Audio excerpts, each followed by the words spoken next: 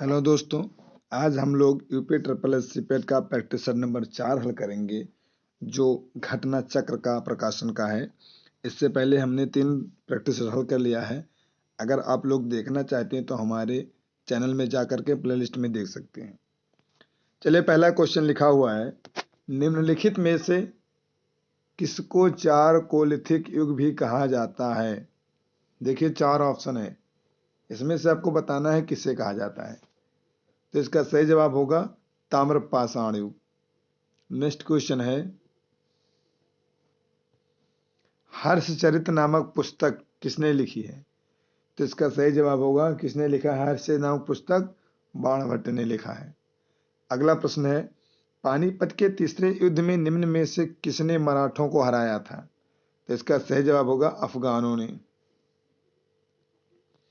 अगला क्वेश्चन है, 1857 की क्रांति सर्वप्रथम कहां से प्रारंभ हुई। तो ये बताना है कहां से प्रारंभ हुई थी, मेरठ से। नेक्स्ट प्रश्न है,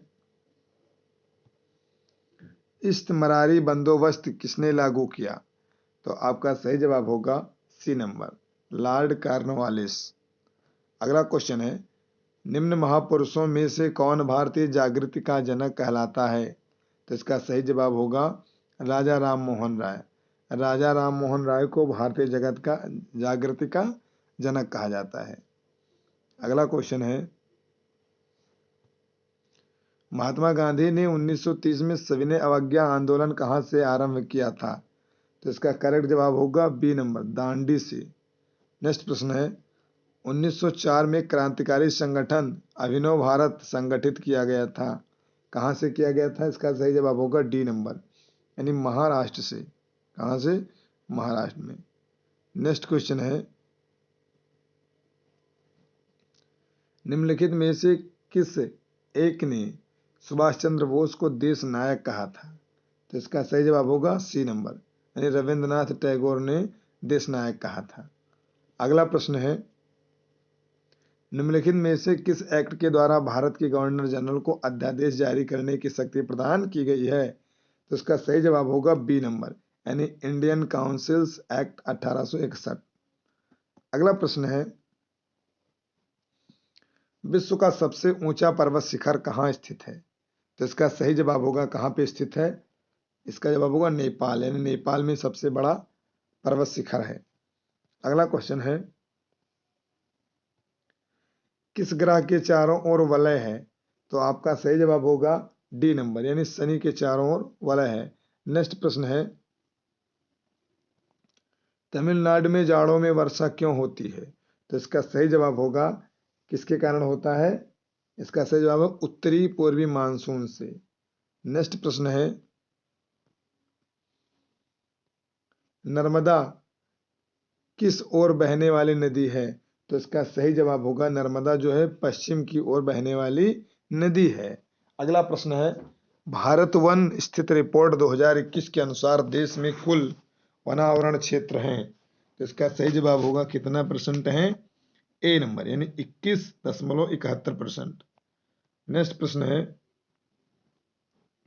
भारतीय आर्थिक समीक्षा यानी कहां से प्रकाशित करता है। तो इसमें से आंसर इसका होगा बी नंबर, वित्त मंत्रालय, यानी भारतीय आर्थिक समीक्षा वित्त मंत्रालय प्रकाशित करता है। अगला प्रश्न है, वित्तीय वर्ष 2020-21 के अनुसार भारत का सबसे बड़ा मक्का उत्पादक राज्य कौन सा है। तो आपका बताना है इसमें से कौन सा सही है। ऑप्शन है बी, कर्नाटक जो है वो सबसे बड़ा मक्का उत्पादक राज्य है। अगला प्रश्न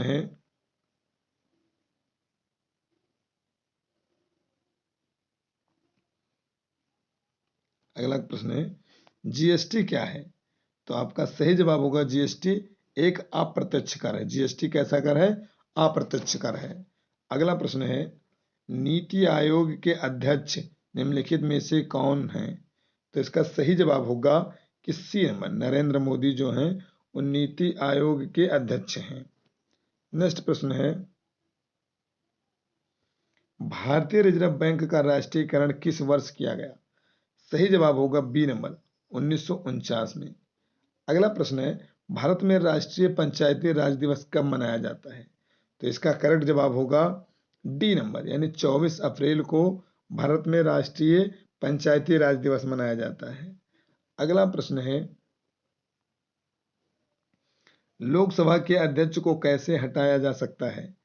सही जवाब इसका होगा लोकसभा के सभी सदस्यों के बहुमत से पारित संकल्प के द्वारा, यानी ऑप्शन नंबर बी सही है। अगला प्रश्न है,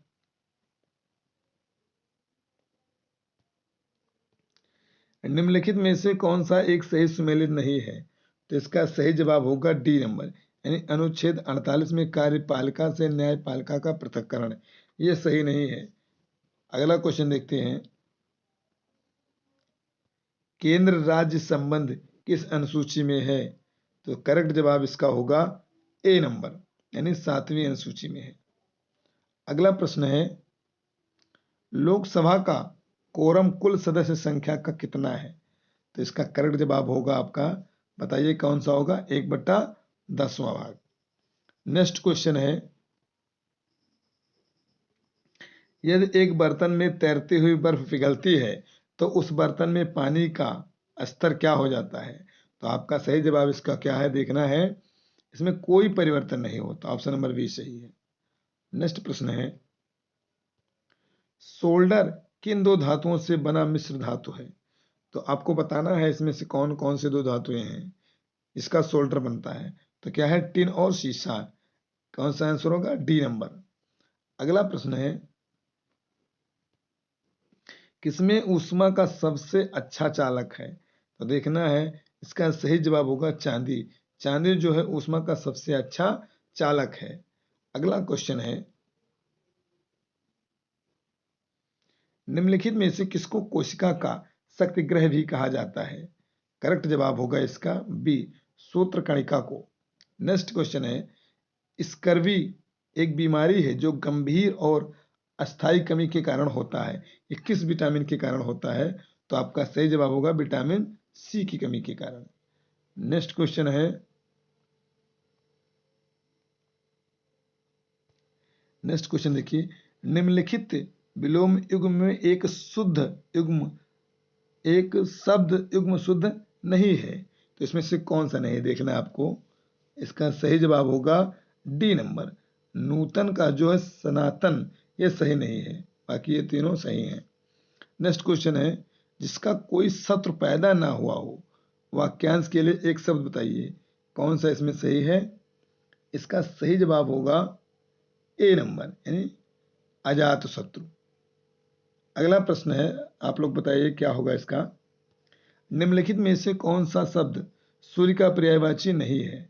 तो इसमें जवाब शुद्ध जो होगा वो विभाकर, विभाकर नहीं है, बाकी प्रभाकर ये सूर्य का पर्यायवाची है, दिनकर भी है और दिनेश भी है, लेकिन प्रभाकर इसका पर्यायवाची शब्द नहीं है। नेक्स्ट क्वेश्चन देखते हैं, निम्न में से पुल्लिंग शब्द का चयन कीजिए, इसमें पुल्लिंग क्या है? तो आपका सही जवाब होगा पहिया।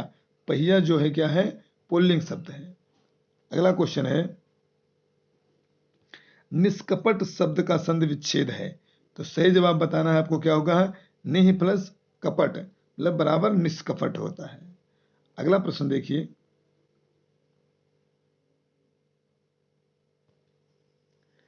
अगला प्रश्न है, मार्च 2022 में भारतीय रिजर्व बैंक के गवर्नर ने कहां रिजर्व बैंक इनोवेशन हब का उद्घाटन किया है? तो इसका सही जवाब होगा सी नंबर, बंगलुरु में। अगला प्रश्न है, मार्च 2022 में बाजार पूंजीकरण के संदर्भ में कौन देश विश्व का 5वां सबसे बड़ा शेयर बाजार बन गया है? तो इसका सही जवाब होगा बी नंबर, भारत जो है। नेक्स्ट क्वेश्चन है, महिलाओं के पूर्ण स्वामित्व वाले देश के पहले औद्योगिक पार्क की स्थापना कहाँ की गई है? इसका सही जवाब होगा आपका डी नंबर, यानी हैदराबाद। अगला क्वेश्चन है, अप्रैल 2022 में जारी 36वीं वार्षिक फोर्ब्स अरबपतियों की सूची 2022 में अरबपतियों की सूची 2022 में मुकेश अंबानी किस स्थान पर हैं? तो इसका सही जवाब होगा बी नंबर, यानी 10वें स्थान पर है। अगला क्वेश्चन है, जनवरी 2022 में इसरो कि किस संचार उपग्रह को सेवा मुक्त कर दिया गया है? इसका सही जवाब होगा आपका क्या है? ए नंबर, इनसैट 4V। नेक्स्ट प्रश्न है, भारत की पहली स्टील स्लैग रोड किस शहर में बनाई गई है? इसका सही जवाब होगा डी नंबर, फरीदाबाद में। अगला प्रश्न है, देश के पहले, एक मिनट इसको एक बार कंफर्म करते हैं 56 वाला फिर से। भारत की पहली स्टील स्लैग रोड किस शहर में बनाई गई है? तो ये सूरत में बनाई गई है, यहां नहीं बनाई गई है, ये फरीदाबाद में नहीं बनाई गई है, सूरत में बनाई गई है।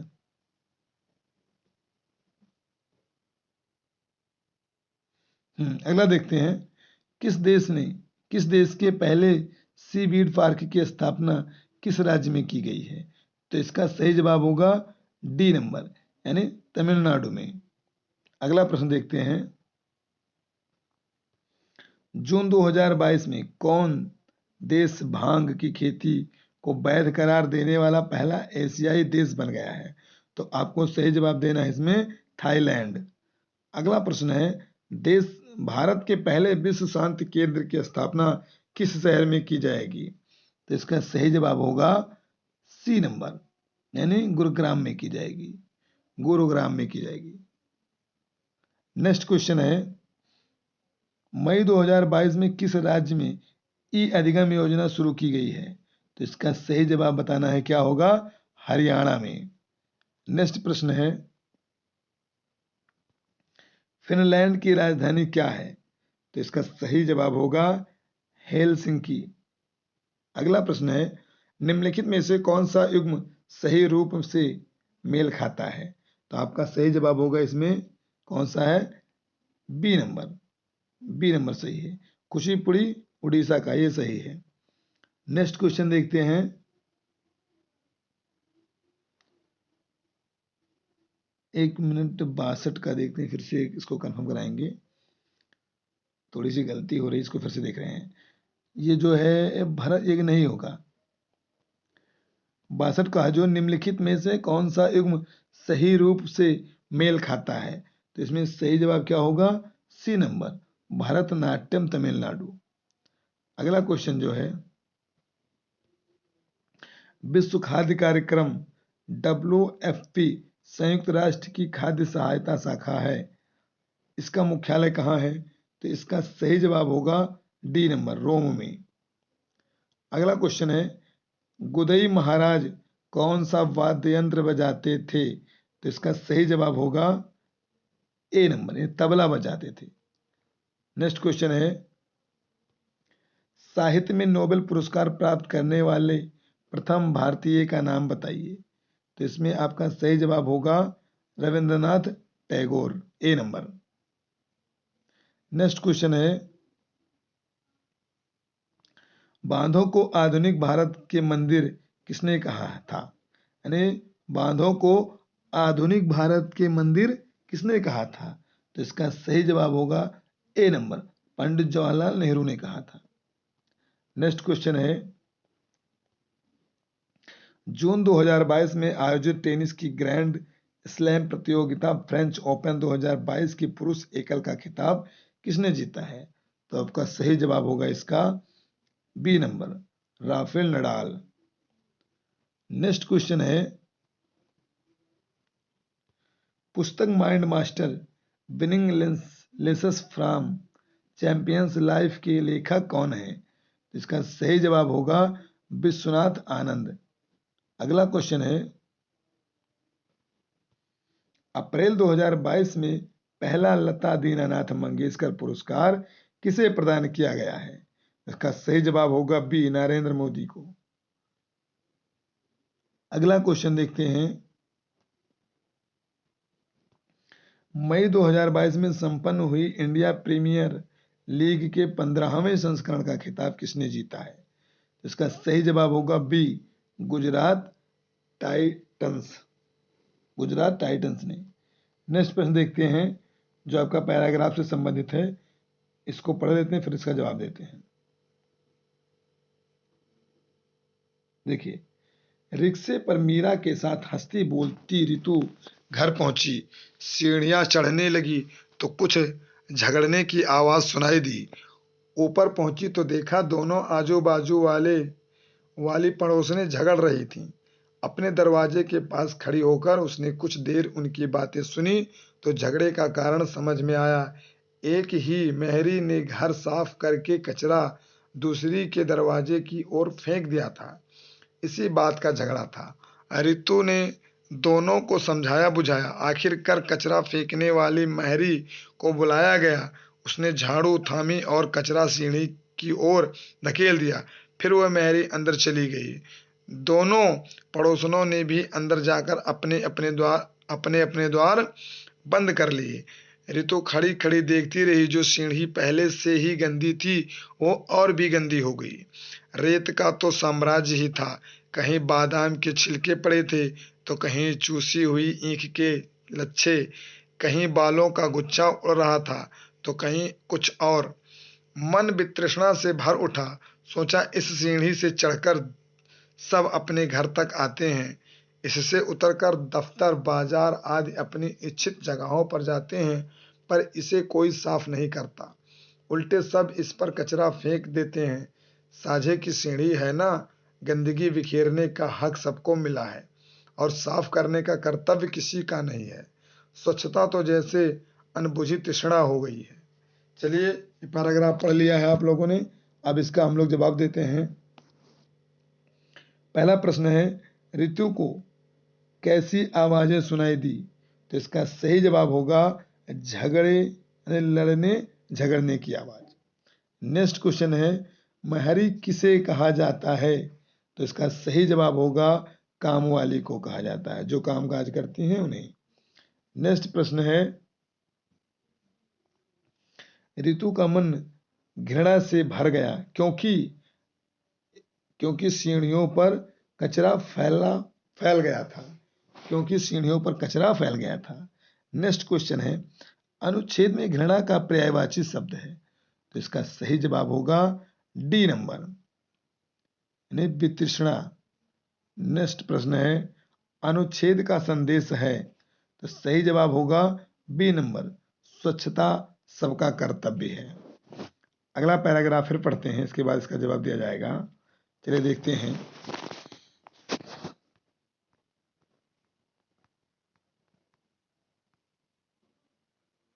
साल के जिस माह से मुझे सबसे अधिक लगाव होता है वह दिसंबर ही है।